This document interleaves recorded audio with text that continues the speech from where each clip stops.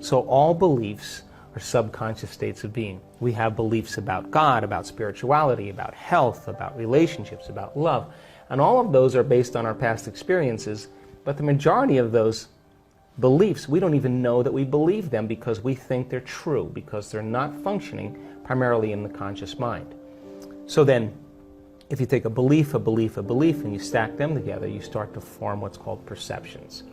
And perceptions have everything to do with the relationships we have, the things we create, the behaviors we demonstrate, and even the choices we make in our relationships.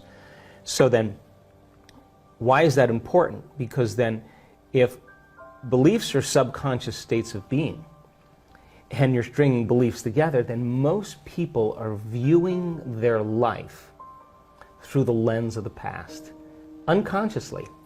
And they are filling in reality. They're seeing reality.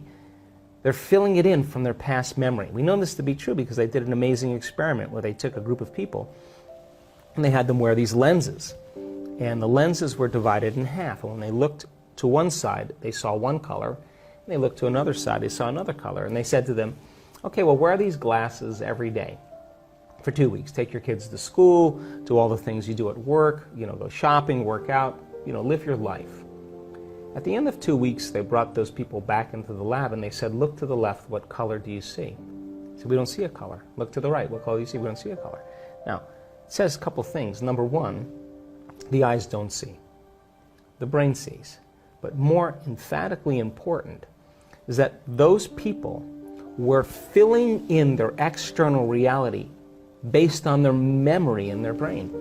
If they were truly seeing, they would be seeing those colors, right? So then, in our perceptions then, we are overlaying our future, we're overlaying the present moment with our memory of the past. And so then, that then begins to diminish possibility. And it begins to close down the way that we can begin to navigate and function in our lives. So then, in order for us to change any belief or perception about ourselves and our lives, we have to make a decision with such firm intention that the amplitude of that decision carries a level of energy that's greater than the hardwired programs in the brain and the emotional conditioning in the body, and the body has to respond to a new mind. In other words, the choice becomes an experience that the person never forgets because the internal experience begins to reorganize the circuitry in their brain and send a new emotional signature in their body. And in that moment, the person is becoming liberated from the past. And that is how people, you think about it. How can the preacher in the deep south of the United States move into a state of religious faith and drink strychnine and have no biological effects?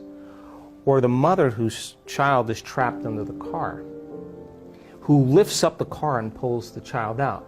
The mother doesn't say, geez, I didn't work out in 2 weeks, or God, I ate carbohydrates yesterday. She's not in any polarized state. She moves into a state of absolute certainty. And it's energy that lifts that car up, because energy is the epiphenomenon of matter.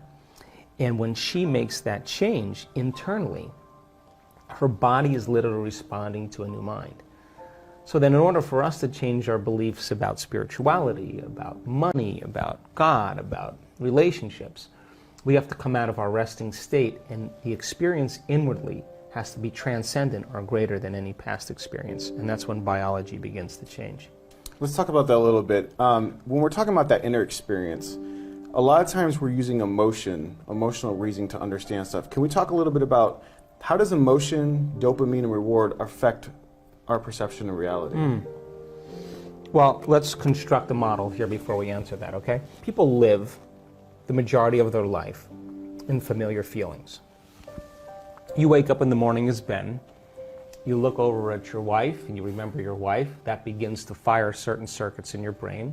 You have certain feelings for her based on past experiences. And you lay in bed and you think about all the things you have to do and all the problems you have. And every one of those thoughts begins to produce a certain emotion, and you start to reaffirm your identity. You get up, you look at the dresser your grandmother gave you, You unconsciously perceive it as something. Then you go to the bathroom, you use the toilet, you think of a cup of coffee, you get a cup of coffee, then you go back into the bathroom, you take a shower, you dress, then you go back and check your emails. You have this certain routine that you do.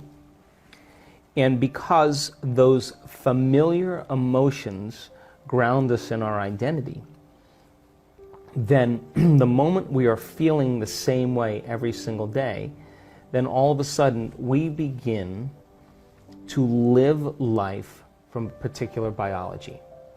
Okay?